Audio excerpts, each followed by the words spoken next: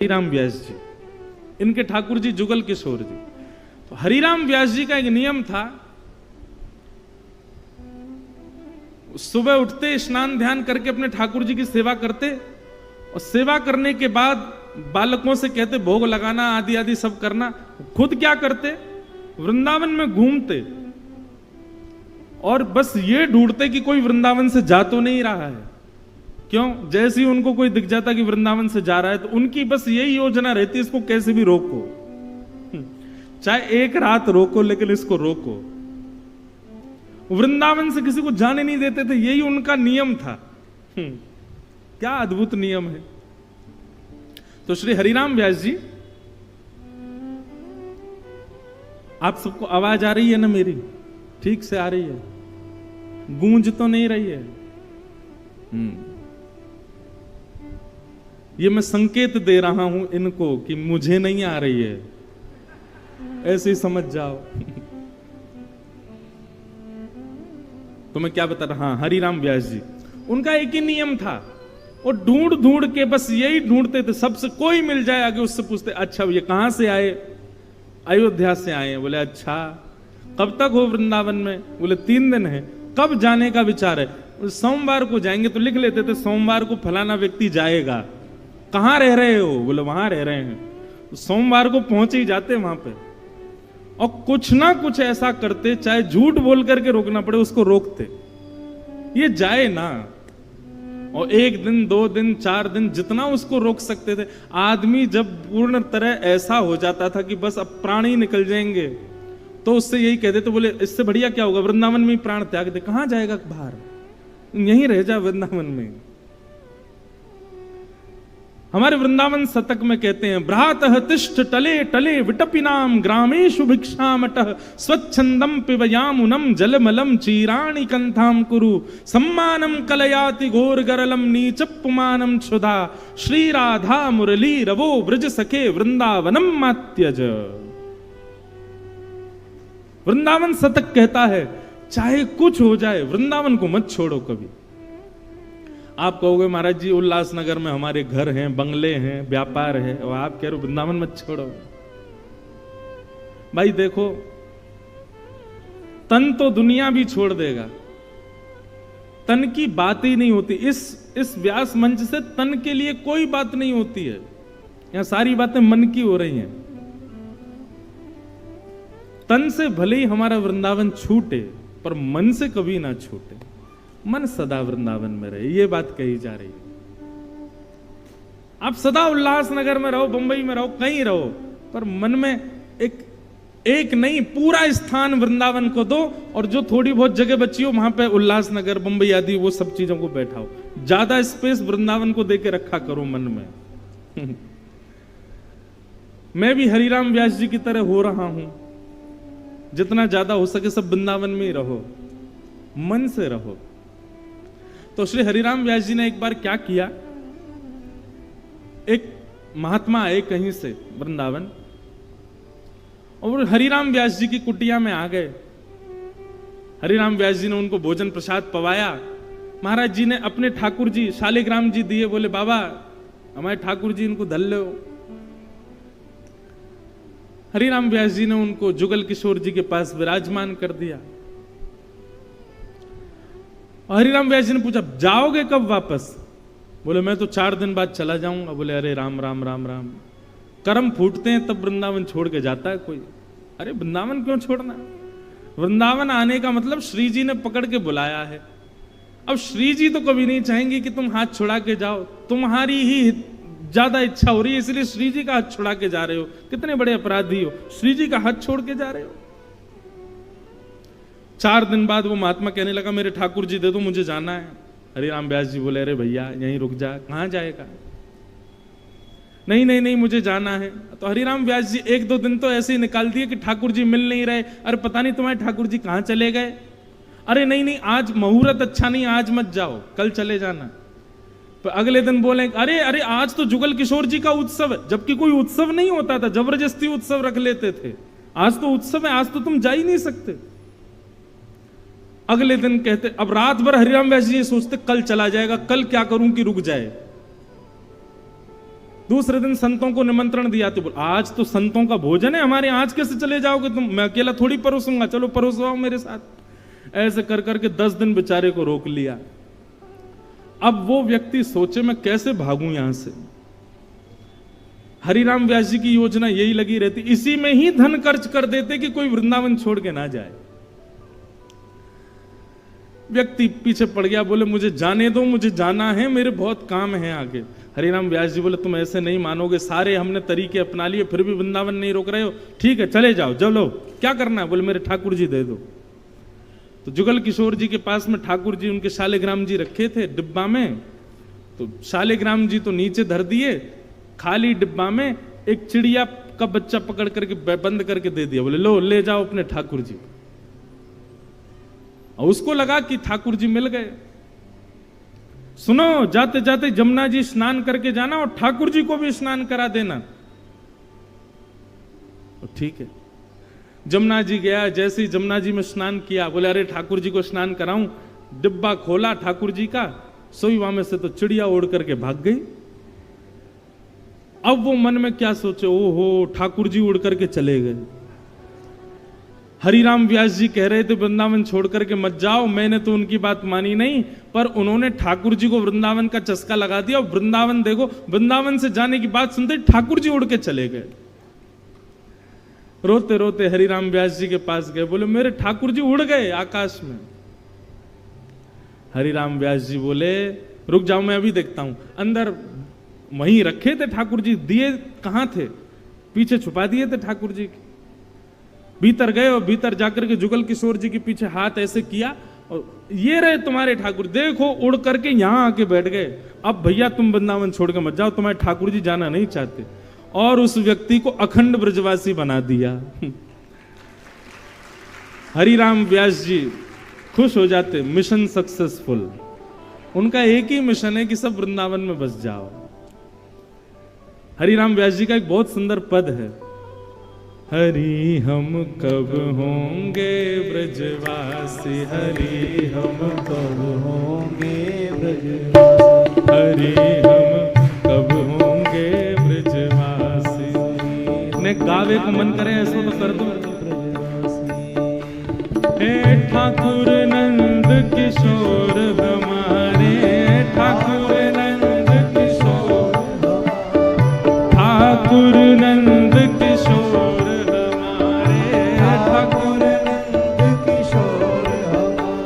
और ठकुरानी राधासी, और ठकुरानी राधासी, और ठकुरानी राधासी, और ठकुरानी राधासी।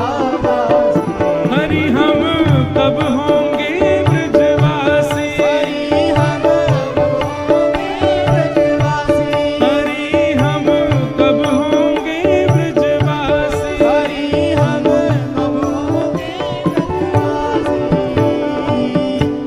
कल गाएंगे पूरा, थोड़ा और अच्छा हो जाएगा माइक। ठाकुर नंद किशोर हमारे, ठकुरानी राधासी, अरे हम कब होंगे ब्रजवासी। तो भैया वृंदावन हर वर्ष आ रहा है आपके उल्लासनगर में, आप भी वृंदावन हर वर्ष जाओ, लेकिन वृंदावन की एक रीति निभाओ। तन से वापस आ जाओ पर मन से कभी मत आओ। मन से नित्य वृंदावन को याद करो, नित्य वृंदावन का स्मरण करो, नित्य वृंदावन को अपने चित्त में विराजमान रखो। अभी मेरी भोपाल में कथा पूरी हुई परसों, तो वहां एक माता जी ने मुझको निमंत्रण दिया, बोले महाराज जी मेरे घर आओ। मैंने कहा मैया मैं अब कहीं नहीं जाता, किसी के घर नहीं जा पाता, व्यस्त इतनी पूरे दिन व्यस्तता हो जाती, लोग बाग वहीं इतने आ जाते जहां रुकते हैं, कहां जाएं। तो उन्होंने मुझको एक बात कही, वो मुझे बड़ी भाई। बोले आप मेरे घर आओगे ना तो आपको ऐसा लगेगा आप वृंदावन आ गए हो। मैंने कहा अच्छा। बोले हाँ मैं चैलेंज दे के बोल रही हूं, यदि आपको नहीं लगे ऐसा कि आप वृंदावन आए हो तो मुझसे कहना। अब कितनी देखो भक्ति में भी थोड़ी बहुत चतुराई होनी चाहिए, थोड़ी बहुत चतुरता होनी। अब वो मैया कह रही एक बार आके देखो तो सही आपको, अगर आप नहीं भूल जाओ कि आप वृंदावन में हो तो कहना। मैंने कहा मैया तुम्हारी चतुराई कितनी बढ़िया है, तुम इसी रूप में ही मुझको घर बुला रही हो कि घर आके देख तो जाओ कि वृंदावन जैसा है कि नहीं, वृंदावन जैसा अनुभव हो रहा है कि नहीं। जा तो नहीं पाया मैया के यहां, लेकिन वचन दे के आया अगली बार आऊंगा तो जाऊंगा। और वो बार बार यही कहती नहीं, वृंदावन जैसा लगेगा, ऐसा लगेगा वृंदावन आ गए हो, ऐसा लगेगा। मैंने ऐसा, इसका मतलब क्या है? वृंदावन बंधुओं अचल स्थान नहीं है। वृंदावन सब जगह भ्रमण करता रहता है।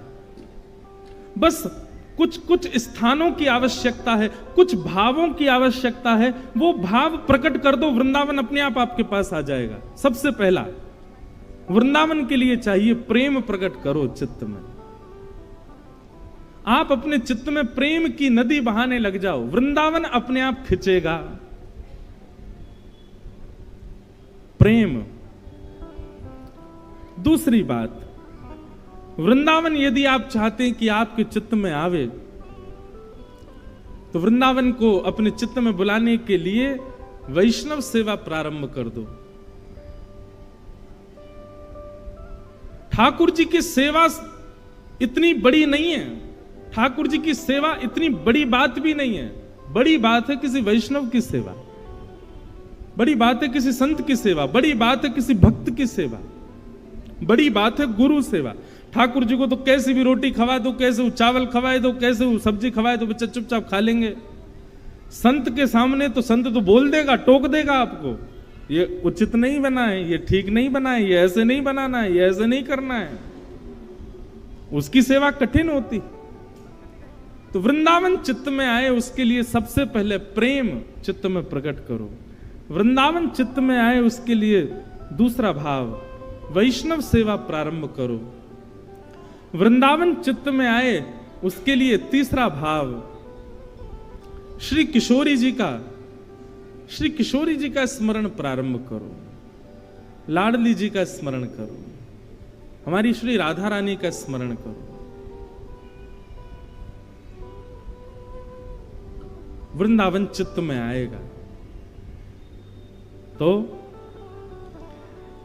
वृंदावन से कथा का प्रारंभ हो रहा है। इसका मतलब अब 7 दिन तक वृंदावन चढ़ा ही रहेगा, वृंदावन की कोई ना कोई भाव आते ही रहेंगे। तो अब की बार वृंदावन जाओ, तन से आ जाना, पर मन को वृंदावन बना करके आना, मन में सदा वृंदावन रहे।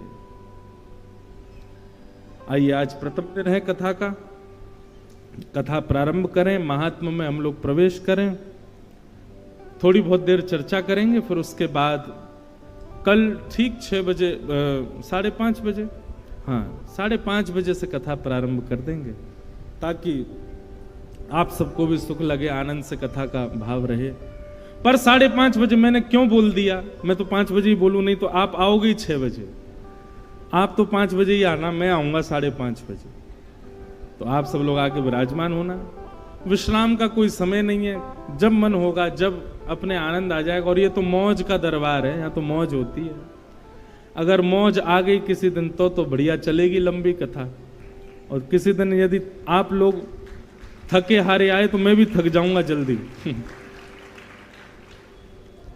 तो बड़े भाव से हम आप सब लोग आइए, आज प्रथम दिन के सत्र में प्रवेश करते हैं। बोलो वृंदावन बिहारी लाल की, श्री राधा रमण लाल की जय, श्रीमद् भागवत महापुराण की जय। श्रीमद् भागवत के महात्म पर थोड़ी चर्चा करें। महात्म मतलब महत्व।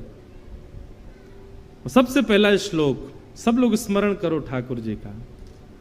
सच्चिदानंद रूपाय विश्वोत्पत्त्यादि हेतवे तापत्रय विनाशाय श्री कृष्णाय वयं नमः। श्री कृष्णाय वयं नमः। सच्चिदानंद रूपाय, ठाकुर जी के 3 रूप हैं, सत्य, चैतन्य और आनंद। सबसे पहला ठाकुर जी सत्य स्वरूप हैं। बंधुओं, यदि कोई व्यक्ति सत्य की उपासना करता है तो सत्य उपासक व्यक्ति को भी उतना ही फल मिलता है जितना फल तीर्थ यात्रा करने वाले, कथा सुनने वाले और ठाकुर जी की नित्य सेवा करने वाले को जो फल मिलता है वो सत्य उपासक को भी मिलता है। जो सत्य की पूजा करता है, सत्य ही बोलना, सत्य ही सुनना, सत्य ही स्वीकार करना, सत्य में ही व्यवस्थित रहना, ये जिसका नियम है वह व्यक्ति भी पूर्ण रूपेण ठाकुर जी की सेवा के प्रभाव से युक्त है। उसको भी उतना ही फल मिल रहा है जितना मुझे और आप सबको मिल रहा है, कथा सुन के, तीर्थ यात्रा करके, सेवा करके, आदि आदि जो भी कुछ करके। कोई कुछ ना भी करे लेकिन सत्य की उपासना करे तो सत्य की उपासना परब्रह्म की उपासना के समान है, क्योंकि सत्य साक्षात परब्रह्म है। इसलिए सत्य की अच्छा एक बात बताएं आपको, अभी ना माहौल थोड़ा सा बदल गया है, संसार थोड़ा सा बदल गया है। ज्यादा सुधरा हुआ होना संसार में रहने के लिए घातक हो गया है। अब मेरी बात को बहुत ध्यान से सुनिएगा। अच्छे अच्छे गुणों की लिस्ट बनाओ, यदि वो सारे गुण किसी व्यक्ति में हैं तो ऐसे व्यक्ति को संसार में रहने में बहुत दिक्कत हो सकती है। अभी अभी माहौल बदल चुका है। अगर कोई बच्चा सत्य बोलता है, पहले दिन ही अपने कॉलेज में या स्कूल में कह दे, हाँ भाई सब लोग मेरी बात सुनो, जो भी मेरे से मित्रता करना चाहते हैं, मेरे कुछ टर्म्स हैं सुन लो, मैं सत्य बोलता हूं और मैं सत्य ही सुनना चाहता हूं, ना तो झूठ बोलूंगा ना झूठ सुन पाऊंगा। बताओ, उस बच्चे के सबसे कम मित्र होंगे। भैया तू अकेला ही रहे, हम तेरे संग नहीं रह सकते। मतलब ये कितनी बड़ी विडंबना है। ये कलयुग ही तो है कि यहां सुधरा हुआ होना आज की डेट में शाप है।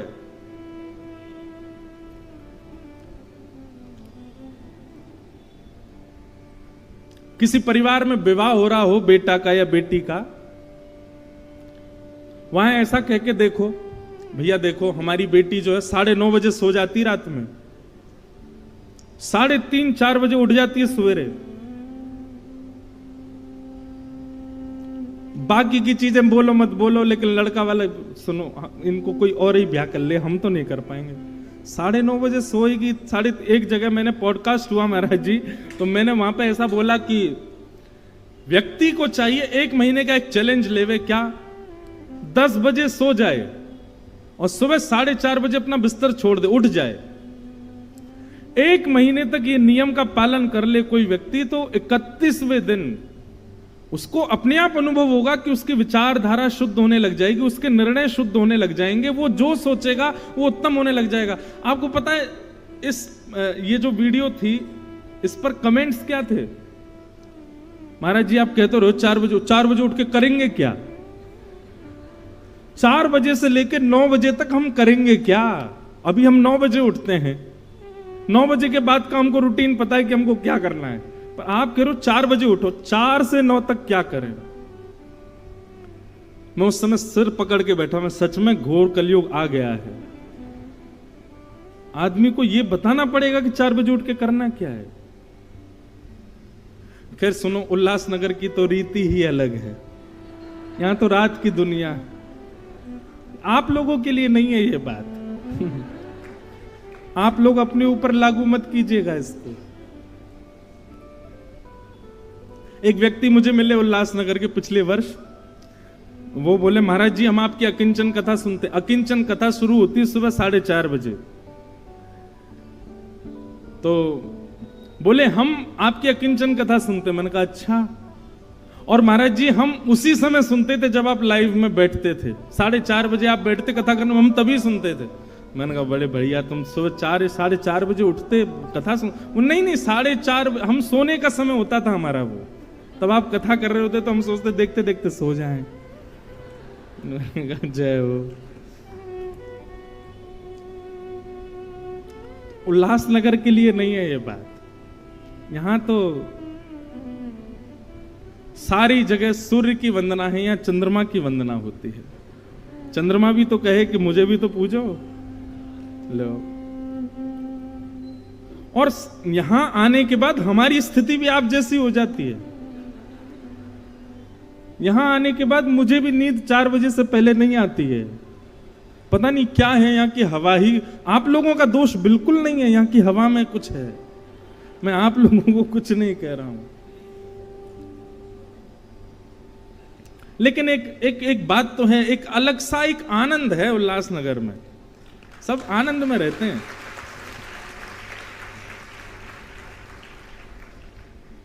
खूब मस्ती सी में रहते हैं, मतलब ज्यादा टेंशन नहीं लेते दिमाग पे, और ये अच्छा है।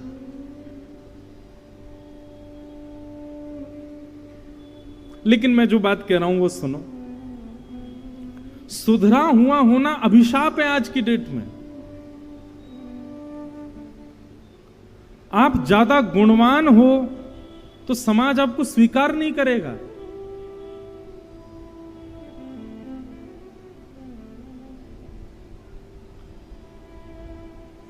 कई लोग तो इस भय से हमारे संग नहीं आ रहे हैं कि इनके संग गए जल्दी उठना पड़ेगा, जल्दी सोना पड़ेगा, सीमित खाना पड़ेगा, मनचाहा कुछ खा नहीं सकते। अभी नासिक में कथा थी महाराज जी मेरी, तो हमारी टीम के कुछ लोग तो इसीलिए ही नहीं गए कि वहां नियम बहुत हैं। नियम कैसे करेंगे? सुबह 3:30 बजे उठ के गंगा जी नहाओ, पूरे दिन मौन रहो, मध्याह्न में फिर कूद जाओ, पर कथा सुनो, सिले हुए वस्त्र नहीं पहनने, एक समय भोजन, वो भी सामान्य सात्विक भोजन। तो मतलब आज की डेट में क्या हो गया है कि बाउंड्रीज होना, नियम होना, स्वच्छ होना, पवित्र होना, सुंदर होना, व्यवहार से, स्वभाव से, बुद्धि से, वो स्वीकार नहीं करते संसार के लोग उसको। यही तो कलयुग है। ऐसे में क्या करें? इसका एक उपाय सुनिए। अगर आप में ताकत हो तो संसार की परवाह मत करो, अपने नियमों का पालन करो। आपको किसी से कोई मतलब नहीं होना चाहिए। आज हमने कीर्तन की शुरुआत इसी भाव से तो की, कोई कोई भला कहे या बुरा कहे, हमें काम न दुनियादारी से। हमें दुनियादारी से मतलब नहीं। पहला उपाय तो यह है कि आपको किसी से कोई मतलब ही नहीं, फर्क ही नहीं पड़ता, बोलते रहो हम तो शुद्ध ही रहेंगे, हम तो पवित्र ही रहेंगे, हम तो जल्दी सोएंगे, जल्दी उठेंगे, सत्य बोलेंगे, सत्य सुनेंगे, ऐसा ऐसा हमारा नियम। और यदि फर्क पड़ता है, आपको लगता है कि भाई मेरी वजह से इतने लोग परेशान हो जाते हैं,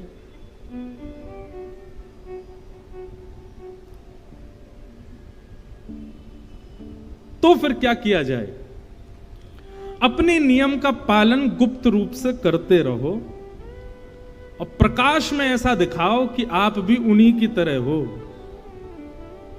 नाटक करना बहुत अच्छा आता है हम लोगों को, एक्टिंग बहुत बढ़िया सिखाई है, ठाकुर जी ने हमको गुण देकर के भेजा है, हम नाटक बहुत बढ़िया करते। तो उनको ऐसा प्रदर्शित करो, उनको ऐसा दिखाओ कि आप उन्हीं के जैसे हो, पर अंतरंग रूप से अपने नियमों का पालन करो।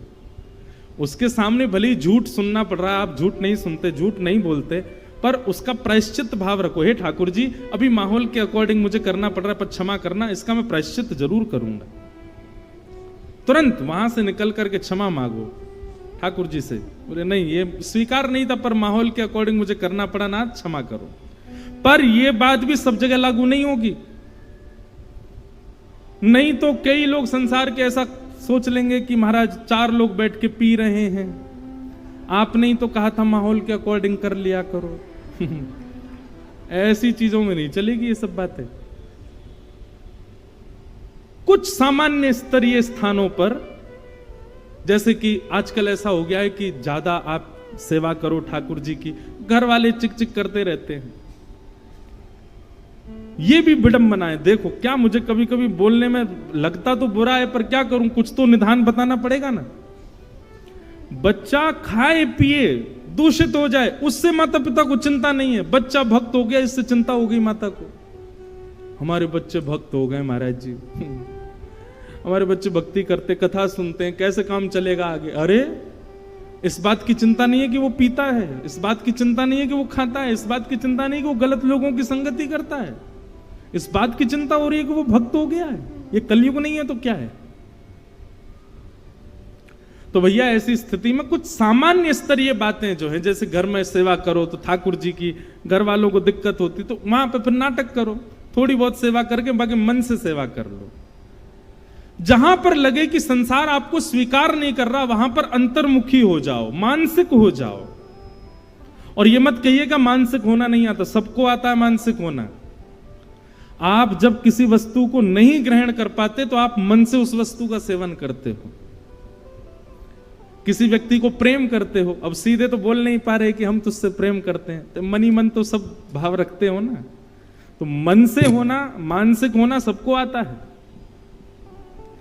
कुछ खाने की इच्छा है लेकिन नहीं खा सकते तो मन से हम विचार कर लेते हैं। अब विदेश जाने की इच्छा है, वीजा नहीं मिल रहा, तो मन से तो घूमे ही आते हैं ना, इंटरनेट पे देख देख के, ओहो ऐसा है ऐसा है ऐसा है। तो मन हमारा सब करने में सक्षम है, बस इसी मन को संसार की जगह ठाकुर जी की सेवा में लगा लो। यही हो जाएगा आपकी अंतर्निष्ठ भक्ति, अंतर्मुखी भक्ति। उससे फिर किसी को दिक्कत नहीं होगी। तो नियमों का पालन, सेवा का पालन, भाव का पालन मानसिक स्थिति में करो, मन से करो, प्रकट मत करो उसको। तो भगवान का प्रथम स्वरूप क्या है? सत्य।